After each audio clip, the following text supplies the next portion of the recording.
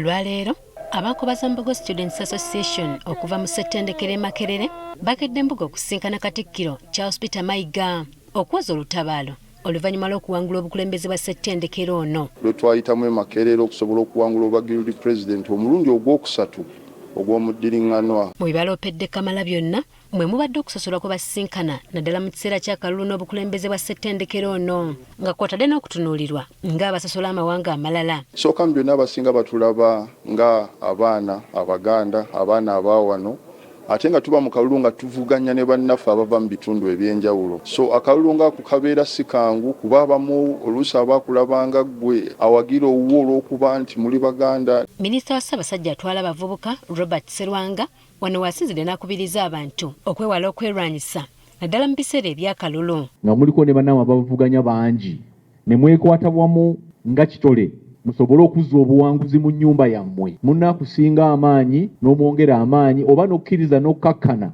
musobole okuba n'amaanyi agawamu. Katikkiro mu kwogerako eri abavubuka bano abasabye okwewala okubeera babeekwaso abalekerera okuweereza abantu ne badda mu kwekwasa ebintu ebirala ng'abakulembeze naddala ku ssemazinga wa Africa. Badda mu ebyo bya bufuzi bw'amatwale, buli kintu ekibaddewo abafuzi b'amatwale. Bwe bava mu bafuzi b'amatwale ne badda mu banyuunyuusi bano ba imperialist. Abakulembeze be twetaaga beebo abajagujagu abasobola okutema empenda okutuvuunusa ebitusoomooza. Agamba nti ebintu ebinyigiriza abantu naddala wano mu Uganda bisoboka okutereezebwa. Twetaaga malwaliro nga galimu eddagala. Twetaaga ssettendekero zino nga zirimu abasomesa abatendeke nga mulimu ebikola. Twetaaga masomero agategeerekeka. Twetaaga nguudo. Twetaaga ebibuga nga biyonjo. Kaakati Abangereza bye batugaana okwera enguudo mu Kampala. Abangereza batugaanye okuba n'entambula ey'olukale etegeerekeka mu Kampala.